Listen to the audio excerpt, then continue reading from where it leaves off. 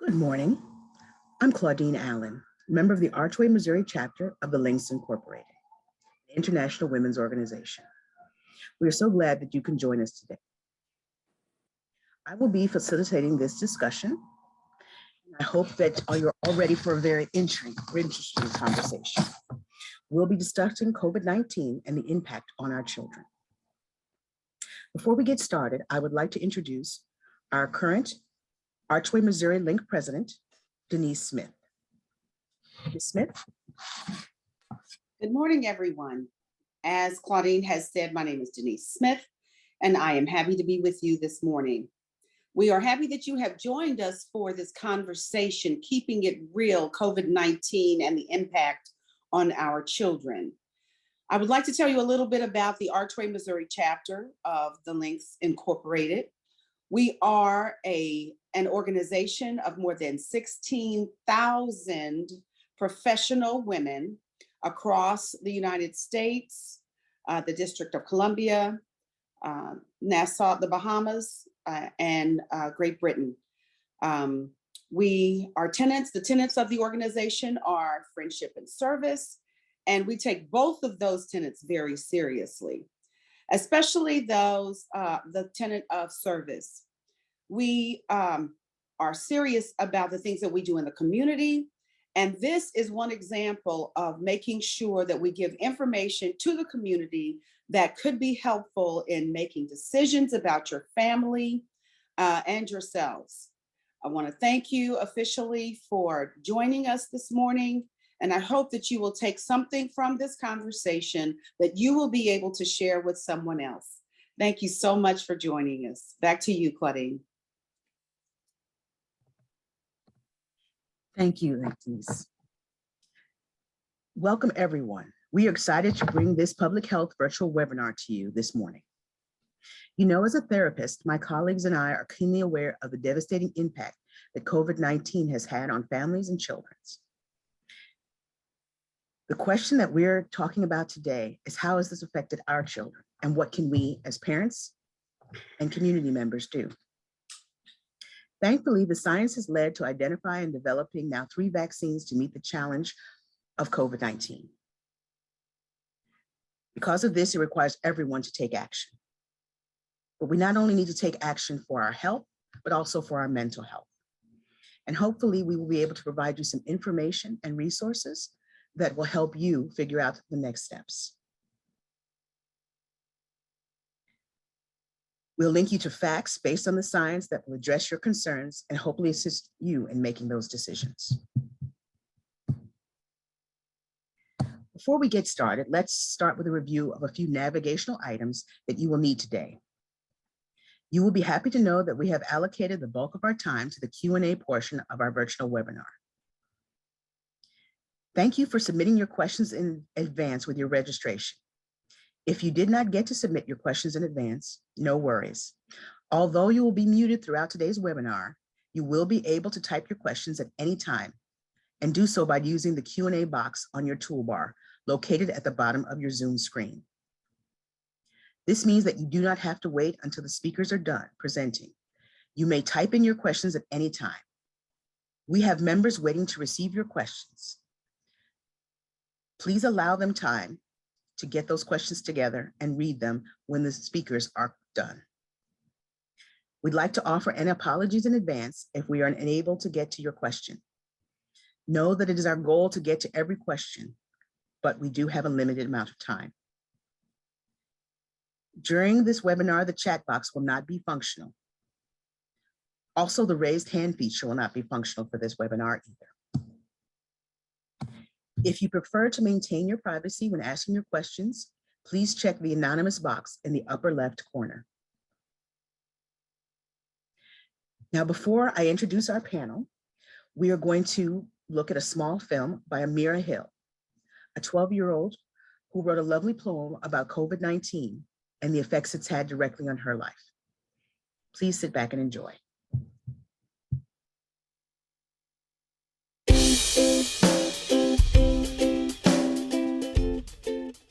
Hi, my name is Amira. I'm 12 years old, and this is my poem about COVID being not good. Snow days aren't snow days. Computers aren't fun. Masks are hard to breathe in. I'm really done. COVID stole my youth, and now I'm so blue. What am I gonna do? I could cry, shout, and pout, but that's not what this poem is about. Zoom brings doom with Zoom bombers galore. All I want to do is explore. I'm trapped behind this stupid screen. Social distance isn't social. Why does life gotta be so mean? People have died. People have cried. Sometimes I just wanna hide. People say power through, but it goes on and on. What am I gonna do? Well, I am gonna power through. Who cares about Karens or toilet paper thieves? Who cares about people online being mean? 'Cause I sure don't. We can make it together, whether it be today or tomorrow or today or 3,000 years. We are all human, and that is true, man.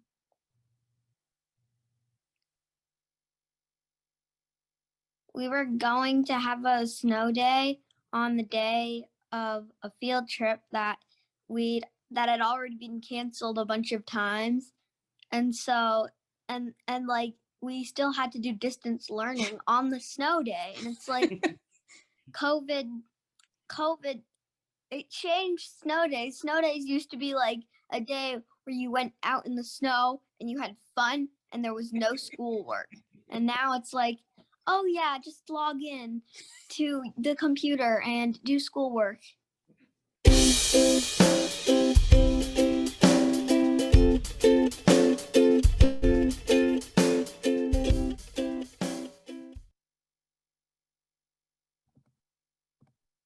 Thank you, Amira. Thank you, Amira. That lovely perspective from a child about how COVID affects them. Now let's hear from our panel. I'll start off first. Second. Okay.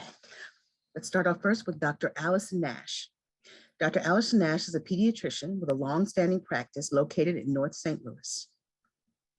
Dr. Allison Nash was welcomed into the pediatric practice of her father, Dr. Homer Nash, in 1989, who has continued the family legacy of providing excellence in pediatric medicine.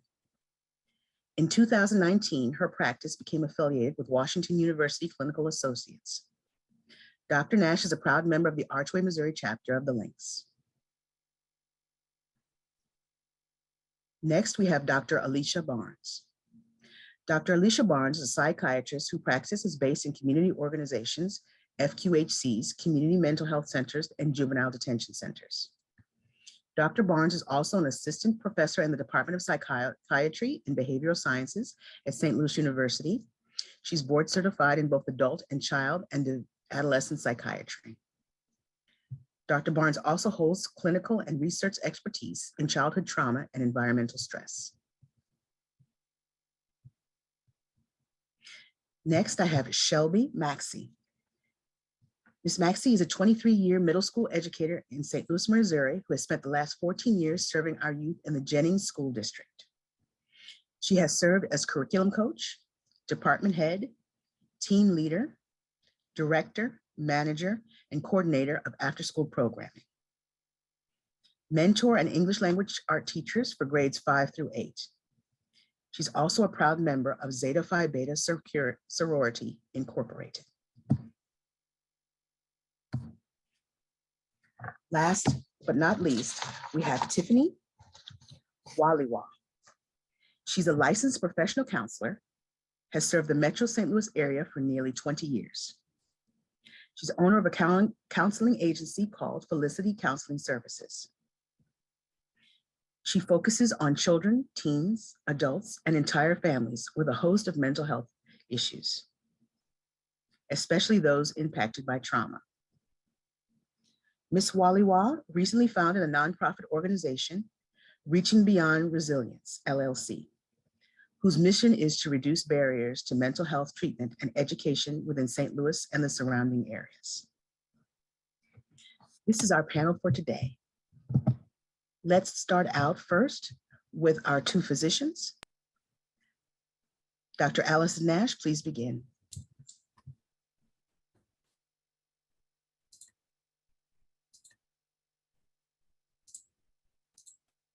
Good morning. I'm so pleased to be with you today to share information about the impact of the COVID-19 pandemic on our children. 3 questions I am often asked are, how have children been impacted by COVID-19 virus infection? How have the COVID pandemic mitigation strategies helped children? And what are the unintended consequences of this pandemic that have impacted our children? Now, to give some perspective, data from the CDC as of just 2 days ago shows that since the onset of the pandemic in January of 2020, in the United States, there have been a little over 80.7 million cases of COVID illness, with about 988,000 deaths overall. Data from April 14th of this year from the American Academy of Pediatrics shows approximately 12.9 million cases of COVID-19 infection have occurred in children. Of those cases, about 193,000 resulted in hospitalization, and there were approximately 1,160 deaths. So we have seen that the vast majority of children and adolescents who have been infected with COVID-19 have had mild illness with low risk of hospitalization or death. So how have the mitigation strategies helped children? So these mitigation strategies, as we all know, are wearing masks, social distancing, initially businesses and schools closed to promote the social distancing. And then, of course, more recently, COVID vaccines. Well, all of these strategies have saved thousands of lives by preventing the spread of the COVID-19 virus. And as of April 6th of this year, 22.8 million children ages 5 to 17 have received their primary series of a COVID-19 vaccine. And what we know is the vaccine is over 90% effective in preventing COVID-19 infection in children. Now, face masks are still an important tool to help prevent the spread of the virus to the unvaccinated. So children younger than age 5, children or older people who just are not vaccinated yet, and then vaccinated people who might have an underlying health condition that would make them more vulnerable. And then finally, what are the unintended consequences of this pandemic that have impacted our children? So 2 years into the COVID-19 pandemic, we are seeing that all children have been affected in some way. 5.2 million children have lost a parent or caregiver due to COVID-19 infection. Many families have been pushed into poverty due to job loss brought on by pandemic restrictions. Routine childhood health care and immunizations have been delayed. Prolonged school closures have been one of the most disruptive forces for children during this pandemic. Children miss months of crucial education and peer interactions. And during school closures, resource limitations disproportionately impacted the education of vulnerable children. And really importantly, schools are also an essential source of non-academic supports. So children who relied on the school setting to get physical therapy or occupational therapy, mental health support as examples. And also many children relied on the school to provide 2 meals a day.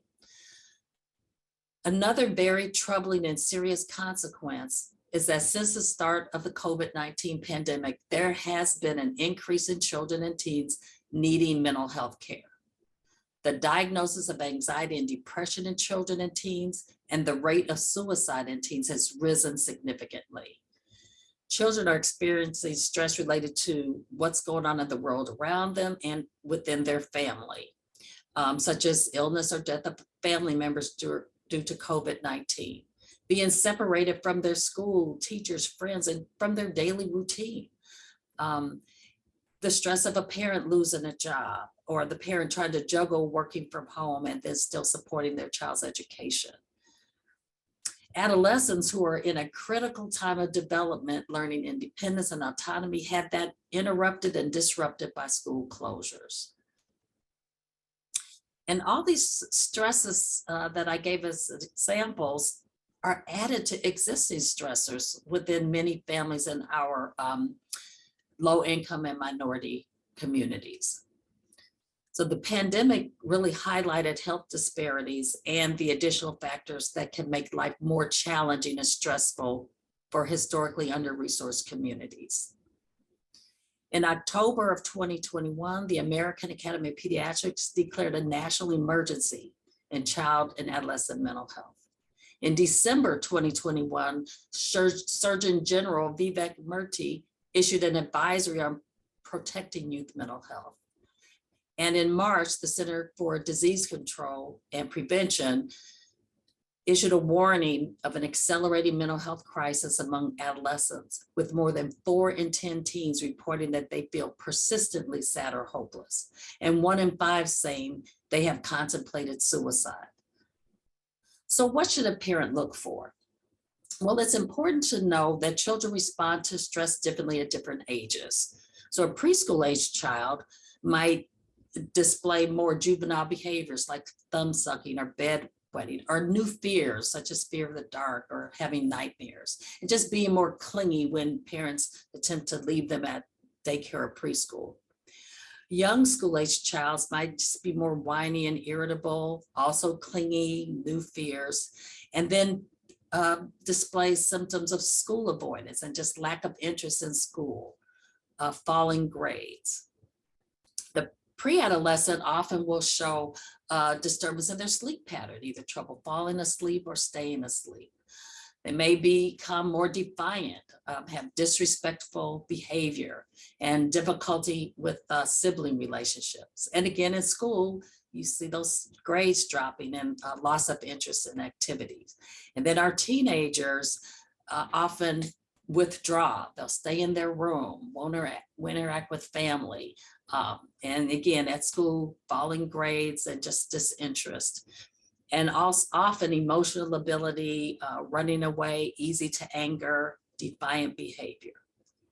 So these are just examples of what you might see. And the main thing is, if your child is acting differently, that's a red flag. So what can you do as a parent or a caregiver? Talk to your child's pediatrician about your concerns. He or she will provide guidance and resources you can begin to use at home.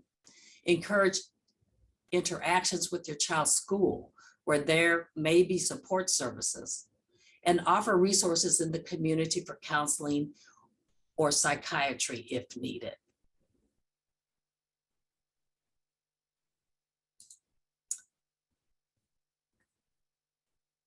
Thank you, Dr. Nash. All righty. Next, we'll bring on Dr. Alicia Barnes, who will give her perspective as a child psychiatrist. Dr. Barnes? Well, thank you. Thank you for the invitation to speak today, and thank you. It's an honor to be on such an esteemed panel. And a lot of what Dr. Nash has mentioned is all things that I would echo in terms of the needs in our community and signs to watch out for in terms of changes in your children's behaviors. As a child and adolescent psychiatrist, we know that there's a shortage of us in the community. And so looking at different ways that we can systemically change the outcome of our children has become more evident and important. Some of the ways that happens is having social workers and therapists in the school systems and identifying kids that are higher needs and referring them to a psychiatrist. So really interacting with your school becomes more important. Also, partnering with your insurance and your primary care physicians in order to get referrals to psychiatrists. And there's different levels of need. Of course, if we identify problems early, it's very important to go in and get help from therapists early on. But then also, if you find yourself in a more urgent and emergent situation, as mentioned in terms of suicide or suicidal ideations, there's urgent cares, emergency rooms are always there for immediate evaluation. And so part of what I do in psychiatry is identifying the acuteness of the need and making sure that we refer children to the right level of care. I really don't want to spend too much time going in detail here and spend most of the time on questions and being the most helpful with what questions are on your mind. So I look forward to answering any questions. Thank you. Thank you, Dr. Barnes. Okay. So what we'll do now is I'm going to introduce two of Archway, Missouri members, Dr. Christy Richards. Good morning. And Dr. Ingrid Taylor. Good morning. They're going to provide us with the Q&A. They've been keeping an eye on the chat, as well as the questions you've already asked ahead of time. So I will hand it both over to you, ladies. Well, let's get started. First, again, we'd like to thank you guys for joining us this morning. And we do have a host of questions to get to. Specifically, there have been so many mixed messages coming from the media and from some of our agencies. Dr. Nash, this question is directed at how do we advise our audience to look at these resources and determine which resources they should follow as far as their directives? So I just want to be clear on the question. Are we talking about where the question specifically says where we are getting mixed messages, where do we go for reliable messaging and directions? Oh, of course. Well, really the most, I think the most helpful resource is the cdc.gov. Their website has a host of information about COVID mitigation strategies, the level of virus that is present in the community, and at what level you should wear a mask or stay home, or, you know, all of those sorts of things. And you can go by county level. You can look at other states if you have loved ones in other states to see, you know, how their things are in their community. But that is the most complete group of, or I guess the most comprehensive is the word I'm looking for, place to get all the knowledge, and all the statistics are updated every week. So it's very up to date, and it is the place to go. Thank you for that information. Dr. Nash, thank you again so much for your talk. And it was so informative. I have another question. You know, I think everyone is tired of COVID. And can you talk a little bit about how long do you think this COVID is going to be here? When, if ever, you think we can put these masks away? Oh, of course, that's a great question, and I know it's on all of our minds.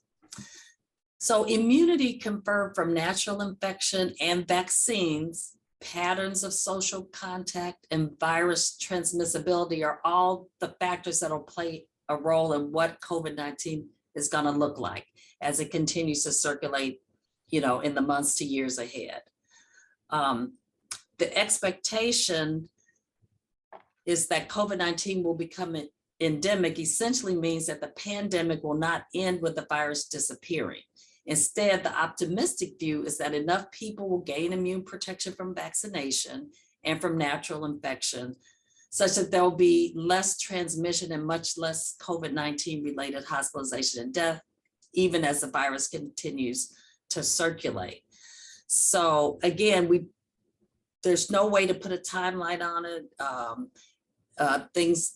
We just have to keep vigilant and watching how the virus is spreading and changing. Thank you. Okay. Dr. Barnes, we have a question that is coming directed to you. And it is really addressing children that have special needs that have had to deal with the pandemic. A lot of children that have special needs thrive on routines and regularity in their schedule.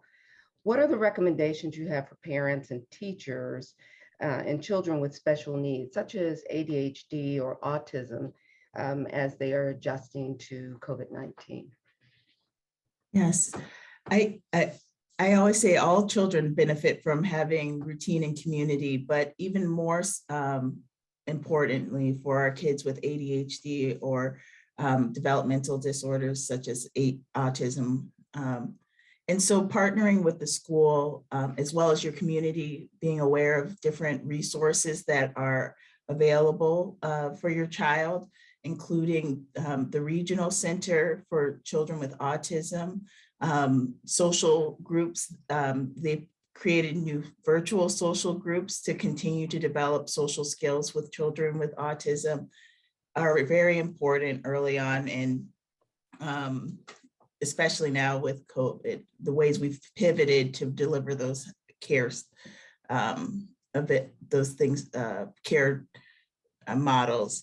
So a lot of psychiatry has gone virtual. A lot of therapy has gone virtual to try to maintain some of those connections. But in the school system as well, thinking about special accommodations, first level is usually a 504 plan, which is something that you can implement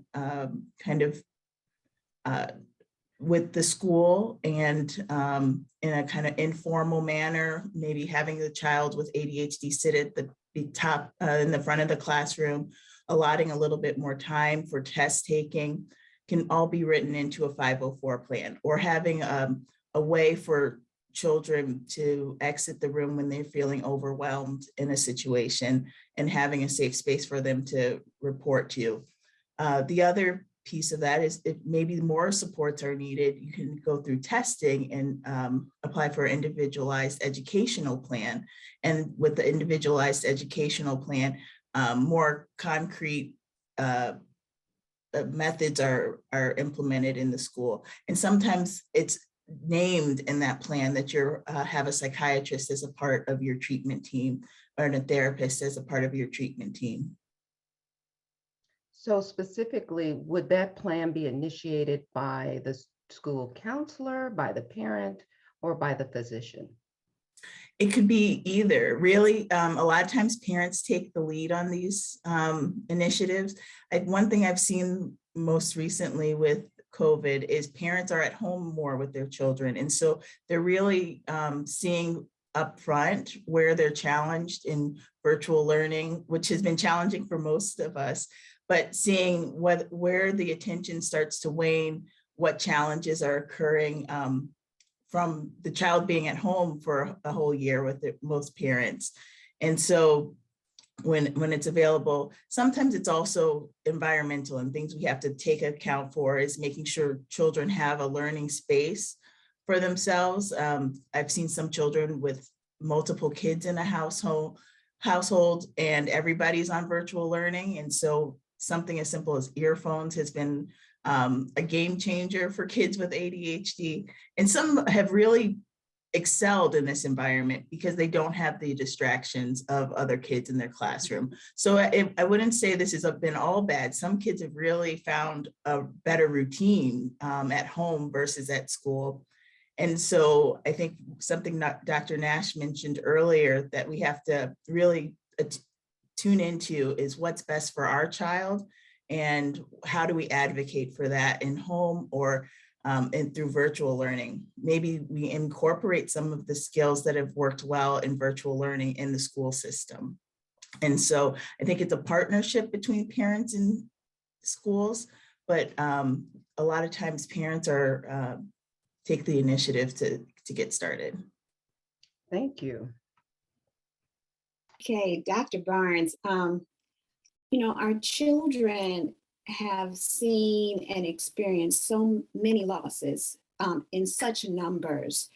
And my question is, when should a parent say we need to what can a parent do to help their child, first of all, when there is a close relative that may have died from COVID, in helping their child to cope? When does a parent need to probably think that maybe we need to expand that support to a therapist? And when does a parent say, you know what, we need to actually add a psychiatrist in this realm of support for my child to get through the grief of COVID?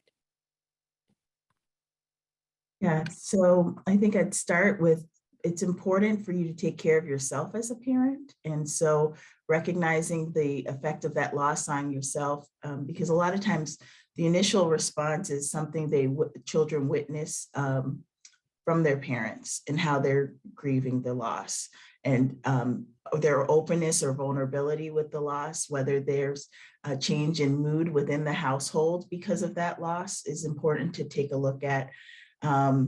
Sometimes if the parent isn't able to grieve and grieving it with adults or other ways in the community, they oftentimes can bring that to the child, and children mirror that grief or can mirror poor grieving patterns as well. So I think first, find support as a parent for yourself, and really take the time to grieve losses in a way that's meaningful for yourself. And then the other part for children, I think you really want to see if there's a change in functioning. It's, and create a space where they're okay to say they're sad and talk about their feelings about the loss, or if they don't have an initial topics they want to talk about, not pushing it too much, because everybody grieves differently. So I think just having an area where you can create that space for kids is the first step. After that, I'd say you want to look for changes in their functionality. If they're not waking up on time and they used to, changes in their routines, really. If they're sleeping more often, if they're more tearful, and they're crying multiple times during the day, or in younger children, sadness sometimes looks like anger. If they're acting out, breaking things, yelling, slamming doors, those can also be indications in younger children that there's more sadness there related to the grief. So a combination of those symptoms and those changes in behaviors that's really impairing their ability to learn, to be a member of the family and participate in community or family activities are usually the signs when you want to start thinking about therapy. And then secondary after, and depending on how long they're going on, you might also want to think about psychiatry. Some red flags to think about referring to a psychiatrist would, of course, be if there's statements about also wanting to be dead or not wanting to live anymore or being with that loved one. Those are red flags for us, and we always want to explore that more in detail, because they're scary thoughts if the child begins to express thoughts of not wanting to be alive. Thank you very much. Thank you very much for that information. Dr. Richardson? Oh, I'm sorry. I thought we were headed back to Claudine, but we actually are going to transition back to Claudine so that she can introduce our next few speakers. And we are going to bring Dr. Nash and Dr. Barnes back a little bit later on. And I do see that we have some other questions that we'll be feeding to you guys. Thank you. Yes, we have a lot of great discussion going on, but I want to make sure that we get enough time to have a perspectives from our two other speakers on the panel. So next, I would like to introduce Shelby Maxey, our educator, who's going to give us a perspective of what's going on within the school systems. Ms. Maxey?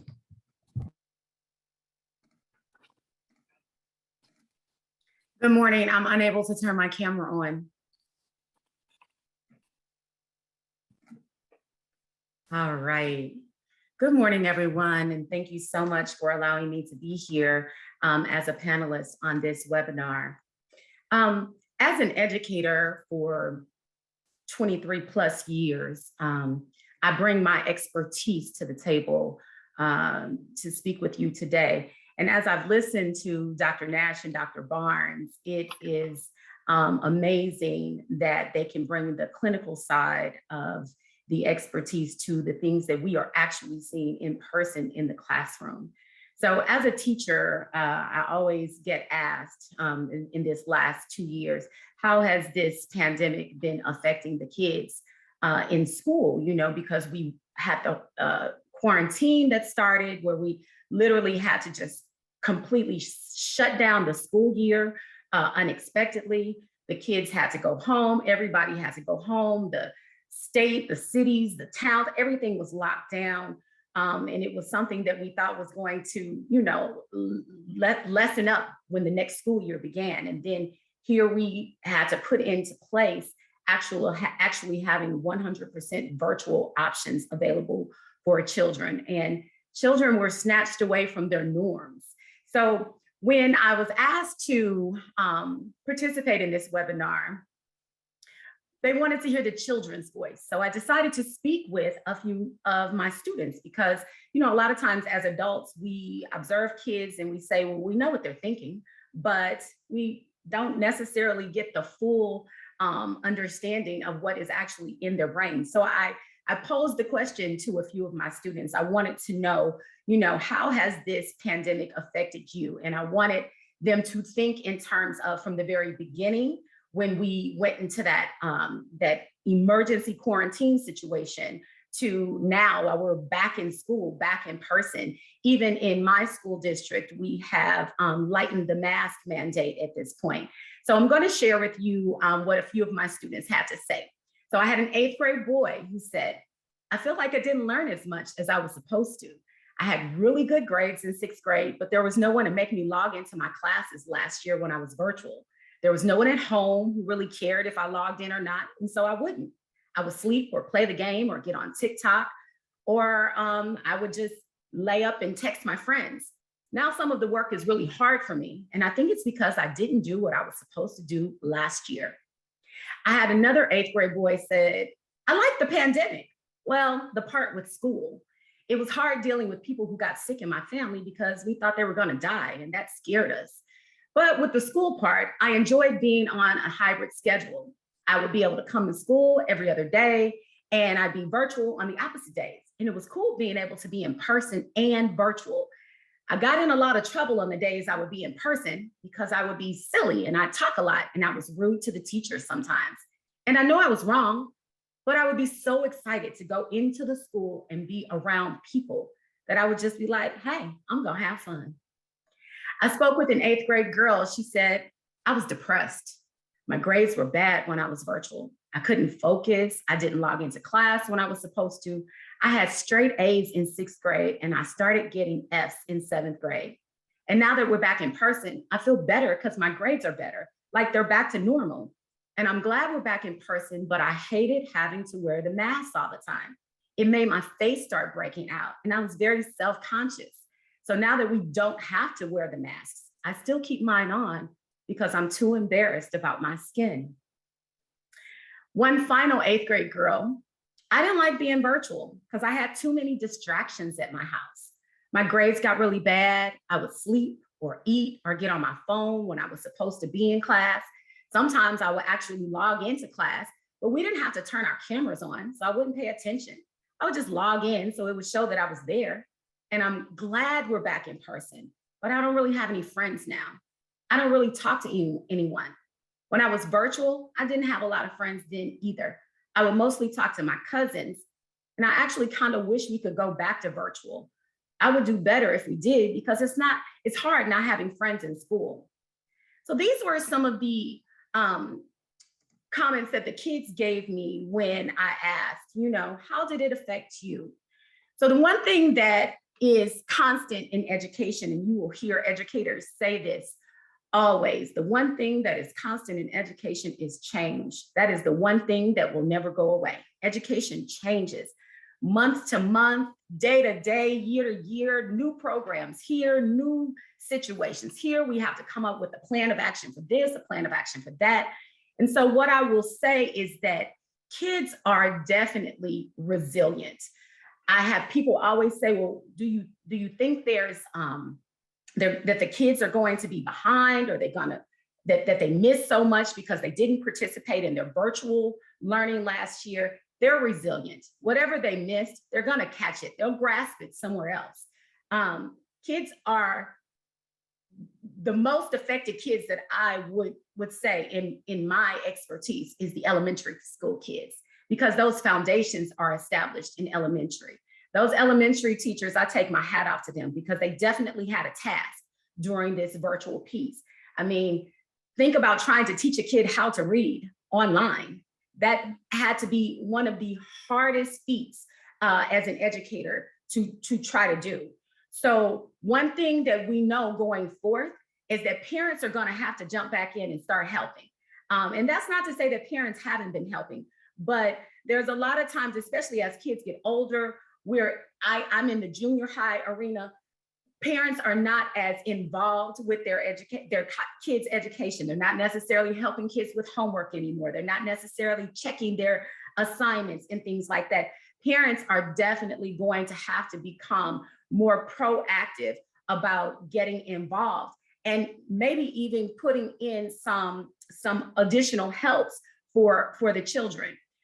There are an abundance of resources available. Most schools have tutoring opportunities that are at the school. There are always these new companies that are popping up that are offering outside tutoring sessions.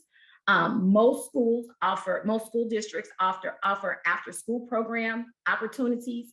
As they told you in my bio, I am the manager of after school programs in my school, and we definitely offer tutoring sessions. We offer homework help, and we even offer enrichment opportunities where there's always an academic component attached to it, so that kids are still learning something while they get to have some fun.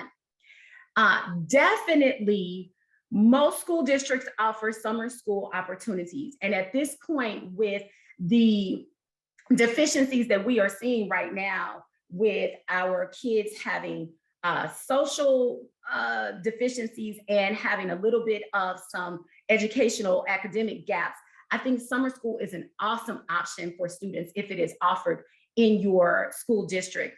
And then the last thing that we're going to have to get back to is the good old village is going to have to come through. You know, it takes a village to raise our kids, and we are going to have to depend on the village right now. We've got to get the grandmas and the granddaddies and the aunties and the uncles. Everybody is going to have to come together to work with our kids. And I'm not just speaking about the academics. There's this whole social piece that Dr. Nash and Dr. Barnes both spoke to you from the medical clinical piece side of it. But I'm going to just speak to you about what we see. Like, kids have lost basic social norms. It seems like that piece of being at home and being away from just in the midst of society, being able to communicate with people, their peers regularly, they have lost some of the expected norms that we expect them to come to school with. And so we're going to have to get back to teaching kids appropriate social behaviors and appropriate social norms, appropriate socializing. And we can't allow social media to teach our kids that. And that is what we are seeing a lot of, is that the kids have, yes, they were at home and they were bored and they wanted to be around people. So TikTok just became like this major thing during the pandemic.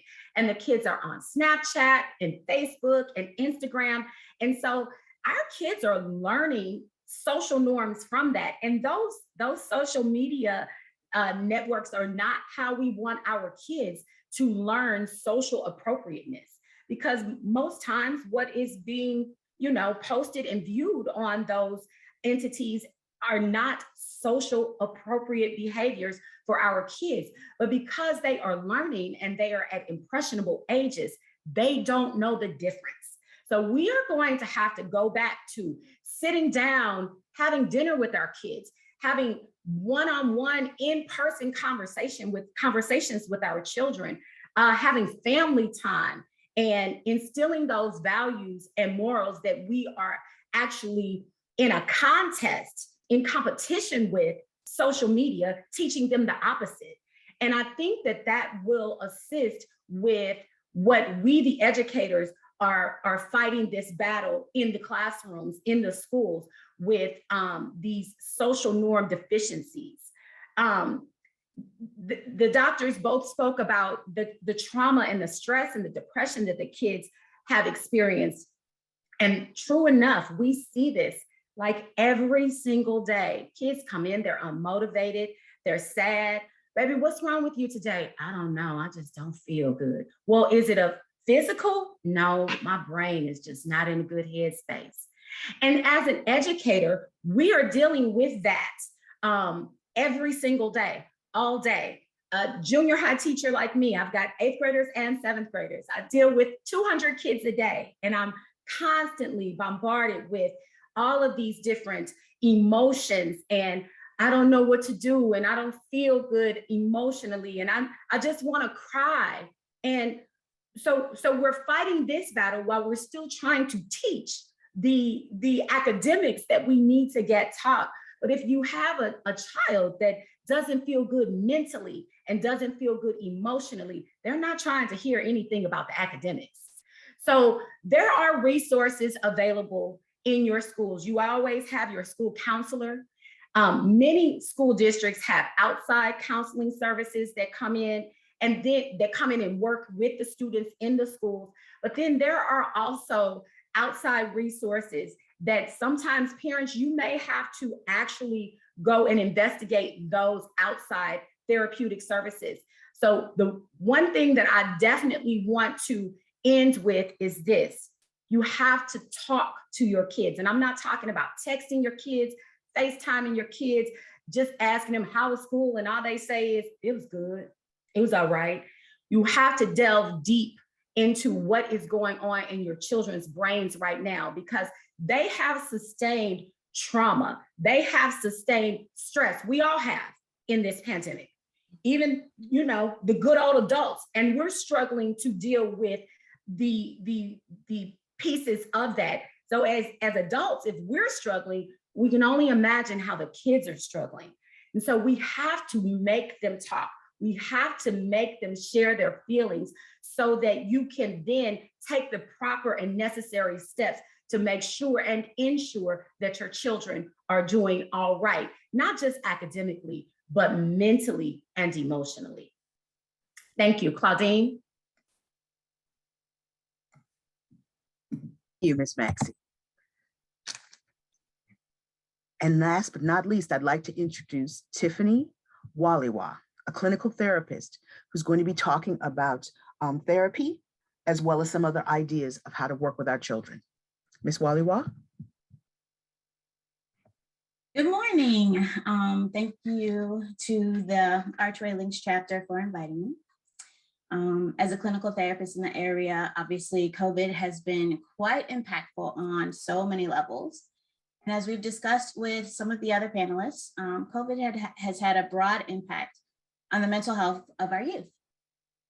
I feel grateful for the relationships that I've been able to maintain throughout my therapeutic practice, and for the ones that I've been able to establish throughout this pandemic. So let's talk a little bit about COVID. So as Ms. Maxey mentioned, there's been the implementation and the release of mask mandates, virtual learning, distance, doctor's appointments, court proceedings, and yes, even therapy. As a society, we've been called to make a shift in how we live our daily lives, and our children have been impacted just as severely as their adult caregivers. As Dr. Nash mentioned, I've experienced an increase in individuals who are just anxious, kids and youth who are anxious about what will happen next, but also about shots and vaccines, about mortality, how to make friends, how to keep friends, if I look good once I take this mask off. So the American Psychological Association also supports that anxiety disorders are the most of all mental health disorders that present in children and youth. And so even though big feelings happen in all kinds of ways, when we're looking at anxiety, it can show up in a variety of ways, just also as Ms. Maxey mentioned. So it might be a stomach ache, it might be headaches every day, but it could also be just tension and snapping back. It could be joking around and silliness, but they're all meant to be ways to cope with some of those big feelings. So how can we support our youth? So by recognizing and being aware of changes and validating feelings and avoiding statements like, there's no need to worry.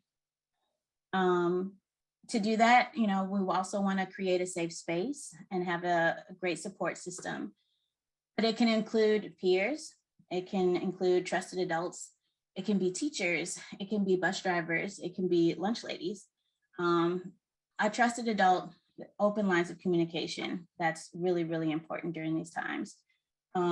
Because with that kind of support system backing our kids, then it can empower them to address their own concerns while they're away from the house and when they're not with their parents or other trusted adults. So another way that we can support our kids is to create some coping systems. So let's talk about that. Now, younger children might benefit from having maybe even a visual list of what has changed versus what has not changed. There's also things about just making sure that kids can move their bodies, especially when we're thinking about virtual learning or any of the other virtual appointments that kids are maintaining these days. It requires you to sit down. And actually, in having a conversation with some of the kids that I've seen over the past couple of weeks, I did kind of pose the question, and I got some interesting responses. So one of my kids was very adamant about the fact that, when you're sitting at home and you have to have school,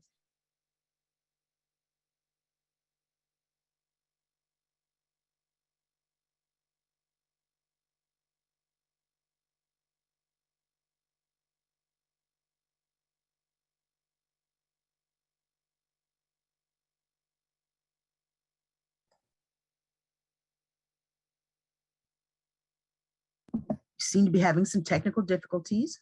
Hold on one moment, okay?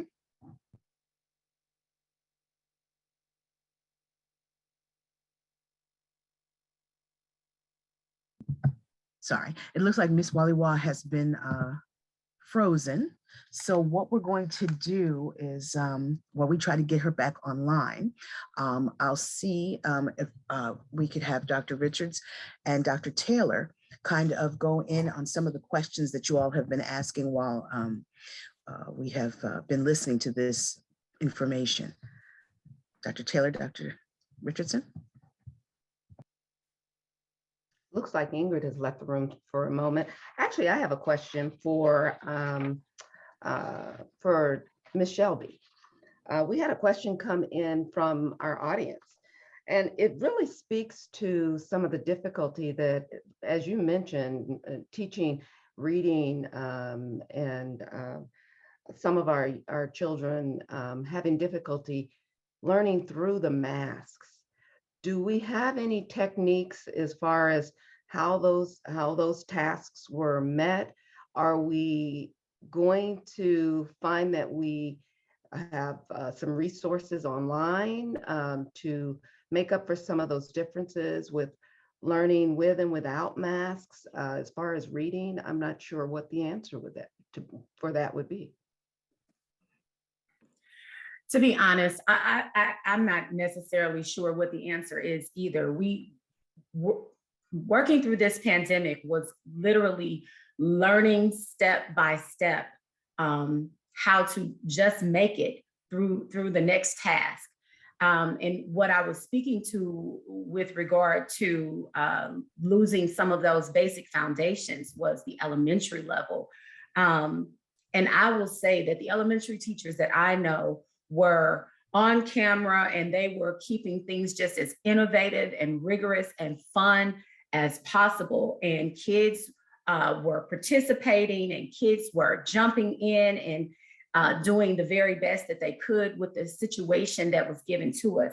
I also know that this wore parents out.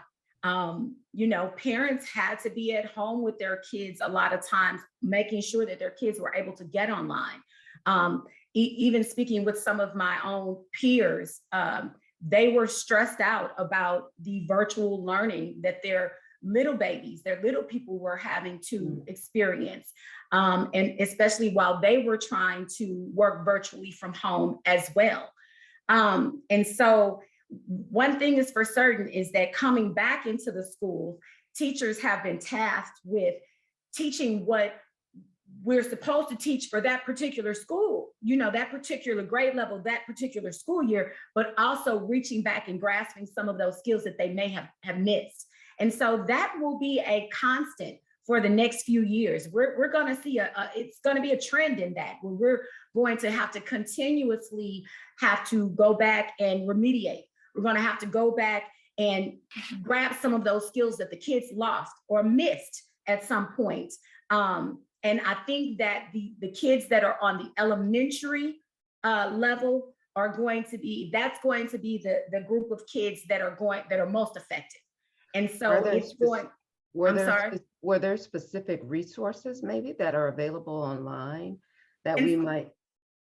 And so I lean back to saying that there's a multitude of online activities that parents there are free things that parents can log into, that they can simply do a web search of YouTube videos. My goodness, there is a plethora of online activities for that are on YouTube that will assist elementary kids with just practice, just that rote rhythm and memory and repetition. And you know, that is the main piece of elementary is continuous repetition.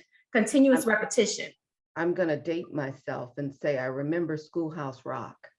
Okay. And don't get me wrong. I'm just thinking, you know, maybe there's going to be something that we reintroduce or reinvent that is going to be, you know, I don't know, maybe the hip hop of Schoolhouse Rock that, you know, grabs the attention of our children.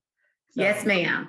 Yeah. And, you know, dating myself back to Sesame Street and the Letter People. So they're, you know, and again, you know, I'm saying, let your kids get on the computer and stare at a screen again. But also don't forget that piece about the families having to come on in, the village having to come on in. Big brothers and big sisters, big cousins are gonna have to sit down with some of the littles and go over some of those basic things, you know, that arithmetic. I dated myself when I just said arithmetic. We call it the new math now. But yes, that village is gonna have to come through right now with this traumatic situation that we've been placed in. Yes, I see Dr. Taylor has joined us. She probably has some other questions from the audience as well. Before Dr. Taylor joins us, I wanted to quickly, Miss Waliwal is back, and I wanted to give her an opportunity to wrap up and finish what she was saying, and then we'll get back to the questions. Thank you. Thank you. Thank you so much. And my apologies. It's yet another adjustment we've had to make in this virtual space. Yeah, internet. So I think where I left off was just basic coping strategies. So, you know, the beautiful part about masks, even though they can be uncomfortable for all of us, is that they kind of create a unique opportunity for us to be able to connect with our breath. So in my office, we do quite a bit of breath work and teaching breathing exercises. So the mask can be helpful in connecting in that way. Also talked about finding ways for kids to move their bodies both at home and throughout the day. So, you know, sports and all kinds of other activities were canceled as a part of COVID, which has also taken away some of those natural ways to release energy, energy that's comes from a lot of the big feelings that kids are experiencing. So, finding ways to move around, lots of pent up energy from sitting in front of screens for either schoolwork, homework, gameplay, even interacting with friends are all sitting down. So we work a lot with rhythmic repetitive movement, which is great because you don't have to buy anything to do that. A lot of those things, if we are going to date ourselves, we're kind of built into our day. I know in my day when I was younger, so things like jumping rope or playing foursquare, just rhythmic repetitive things have been shown to help us regulate our bodies and get back to that calm place. Getting back to play dates, because so many social opportunities have been taken away. This is a really great time to start to connect with other people in your community, other kids in the classroom. And so in recognition of the fact that, there's been so much screen time, I think it's also important to know that it's going to be a bit of a transition. So even though we're going to go from all screens, and it's going to be hard for some kids to go all social again. So parents recognizing that, it's going to be a little bit of a process in getting back into those social spaces. But so all those things also means, and this is by far the one that I get most pushback from, but that means that parents have to take care of themselves.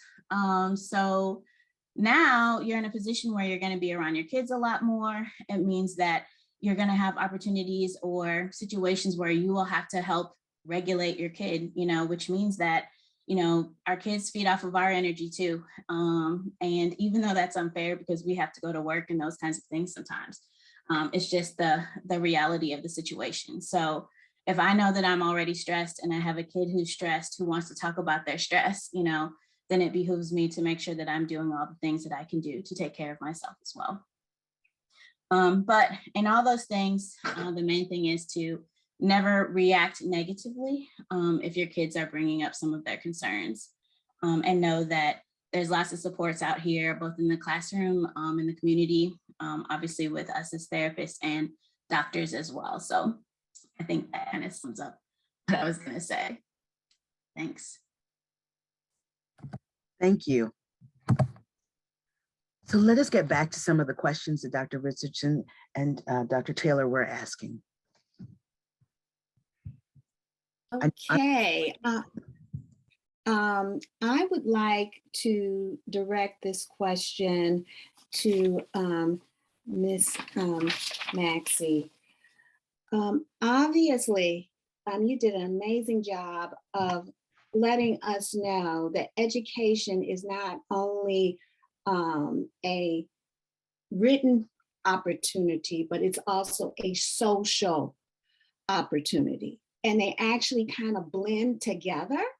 And so obviously our children who probably learn the best have great social skills at the same time. And you talked about that with the question with Dr. Richardson, but I just wonder, do you think that the school district would consider even an educational piece for social adjustment that allows our students to kind of catch up on those social gaps that you so well articulated?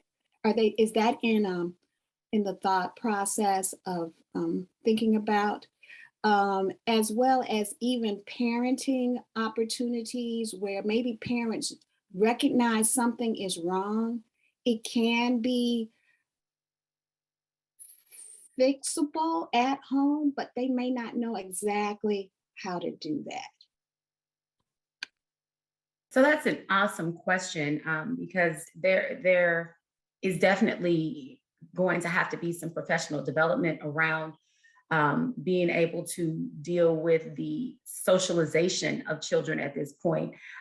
Professional development can't just be with regards to a new academic program to catch students up or remediate. We have a whole different type of child that we are dealing with now.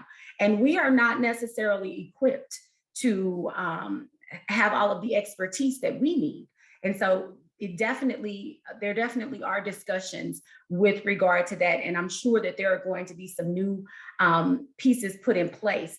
We, like I said, nothing is constant in education. So while we were in the midst of the pandemic, there was a whole piece of mental wellness activities going on that we were incorporating in our classrooms and in our school days, in our virtual classrooms as well, because we knew that children were dealing with some trauma that they might not have even known how to articulate, because it just became, this is our new normal of being at home on a computer and sometimes by yourself for hours with no one to talk to. And so we did implement some mental wellness pieces in our regular school day throughout the pandemic. But I think that there's going to have to be something more than just, taking a mindful moment or participating in mindful activities or just having some additional counseling sessions, or just doing this particular program that was created for mindfulness. We're going to have some new pieces that are incorporated into the regular curriculum of teaching, because that is our new normal. And we also have to incorporate some things in there for the adults, because we have to be right in order to deal with the children and teach them right. I'll turn it over to Dr. Richardson for her next question. Okay. Well, actually, I have a question that has come in for Ms. Walewa. We have gotten the messaging that masks are very important, and we're probably going to need to continue to utilize masks in school, at least from time to time. There is such a mixed message, and there have been some situations around mask shaming. How do you advise children and parents to assist their children in dealing with mask shaming? Yeah, that's a great question. And I think it kind of opens the door for mass shaming, but also just shaming in general. The nice thing about that is the response is pretty much the same. We want to have open lines of communication. Again, having someone that you can trust, that you can process feelings with safely, is just really important. It always was important, but it really is of a greater importance these days as kids are trying to cope with all the different things that have changed as a consequence of the pandemic. So having a safe place to process feelings, having a safe place to, again, with that trusted adult, maybe coming up with some responses, but it's the time that we have with people that we trust that empower us in situations when other people aren't around. And so, of course, if shaming and those kinds of things go beyond a place where it seems manageable at home, like for instance, if kids are showing some signs that they just don't want to go to school at all anymore, they don't want to get out of bed anymore, they don't want to, like those kinds of things, then that might be a good time to reach out to either someone at the school, to find someone in the community. Like me, certainly, we've had lots of conversations about masks and the different types of shaming that have come, even from being in a virtual space. I've had kids talk about, it's just really interesting how bullying and like those kinds of things, it really doesn't matter if it's a pandemic or not, they transfer across all of these things. And so I've had kids talk about how they don't want to be the only kid that has their screen on, and nobody else has their screen on. They don't want to be the kid that, has their mask on when really everybody has their mask off. So those same things that we always had to face with our kids and managing in their social spaces and their social worlds, we just have a few other things. And so, yeah, with the mask shaming and shaming in general, just making sure that they have some people to talk to about it on a safe and open space. Thank you. That's actually very good advice. Okay, Mrs. Walewa, I have a question. So can you talk a little bit about those students who actually did well virtually. And how does a parent work with the school system when they find that maybe their child actually did well more scholastically? They were not physically bullied at school virtually compared to having to go back into the classroom and deal with some of the social challenges that, and multiple distractions maybe that they have with going back into the classroom. Can you talk a little bit about those? Yes, absolutely. And that's actually really a good question because yeah, there are absolutely kids that thrived in not having to actually physically go to school. Again, a lot of these things presented themselves prior to the beginning of the pandemic, where there were some kids that just had challenges in those social spaces, and it really made school uncomfortable. So by having a virtual space, you could kind of work at your own pace. You didn't necessarily have to worry about distractions from other kids. You didn't have to worry about keeping up with different trends in like clothing and like those kinds of things. It created its own kind of safe space. And so for those kids, it's going to be important, again, to team and partner with the schools, partner with the teachers at the school as well. I know that earlier there was some mention of 504 plans, which are kind of not necessarily based off of the testing that comes with an individual educational plan. But if there's definitely something that can support your child in their learning, then it's definitely something to bring up with the teachers and the school. And it's been my experience as I've had to, partner as part of those teams, that schools are generally pretty open to whatever will work for that student to be successful. And so, sometimes having a private space, a resource room, someplace that they can go that's just less distracting. I've certainly had kids talk about their lunch breaks and how, kind of making it a smaller space so that they feel a little bit safer. But those are all things that I've seen implemented and they've been successful. Thank you. Thank you. Thank you both for these. The answers and the questions have been wonderful. Thank you for everybody who's been sending in questions, and thank you as well, Dr. Taylor and Dr. Richardson, for being so helpful and making sure those questions are asked. We were going to do some solutions, but I think you guys pretty much answered a lot of those questions. I think right now what we're going to do is kind of do a wrap up of everything that's kind of going on. As I've been sitting here listening to everything, I've just been wowed by all of our panelists and everything that you've had to bring into the conversation. I think the running theme or the golden thread through everything is that the parents have a responsibility to really kind of be available and take care of themselves so that they can take care of their children. There are several different resources and different things out there, and I know that it can be overwhelming at times, but hopefully this information that we've given you today will help you kind of give you a direction of where to go and what you're kind of thinking about, and also to remember the golden rule of taking care of yourself so that you can take care of your children. I would ask that they bring up some of the resources information so that we can kind of give those information to you. There you go. Okay. All righty. So here we have Keeping It Real, COVID-19, the Impact of Children, and some of the resources that are available.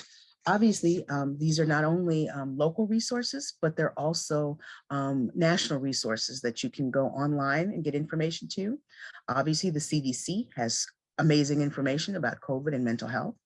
The Mayo Clinic, the National Suicide Hotline and Crisis Text Line. Locally, the SSM Healthcare Behavioral Health Urgent Care, which is a new program that has started and kind of works with helping to get medication management as well as therapy. Next slide. Cardinal Glennon Children's Hospital has a pediatric behavioral health program that has newly been updated. So they have lots of resources, as well as BJC Behavioral Health, who is expanding to more outreach in the communities. St. Lucie University School of Medicine, Department of Psychiatry and Behavioral Neuroscience, They have psychiatry programs for both adults and children, and they also have several clinics in the area. If you want to go and get more information, you can go to the American Academy of Child and Adolescent Resource Centers. They have great articles and more family-friendly things that you can read about things that are going on inside the community and ways to help with mental health. Providence Behavioral Health is a local behavioral health program. They have therapy and they work with several group programs as well. Our Little Haven cares for children and families. They do outpatient as well as inpatient programming. Therapy for Black Girls offers you connections to therapists, Black female and male therapists within the community. In Complete Harmony, St. Louis Kids Yoga. I think a lot of parents probably go yoga, but yoga is really a great resource. It helps a lot, and they also use it in the school districts, both city and county, as well as in therapy. Felicity Counseling Services with Waliwa, so she is available, and I believe she has openings. Chaos offers therapeutic groups for youth and their parents, so children possibly can do groups online. Healing Space Psychological Services offers parent training and teen therapy and trauma therapy. Young Men of Vision, which is a mentoring program at Step Team for boys. So it gives them an opportunity to get out and get in activities that will help with socialization. Freedom Arts and Education Center provides youth with artistic outlets. Never underestimate the power of art and how it can help bring people together. Sometimes words escape us, but sometimes being able to take that artistic thing inside of you and be able to share it with others can be very healing. Sisters Keepers provides mentoring and therapeutic services for girls, pretty much to empower young women.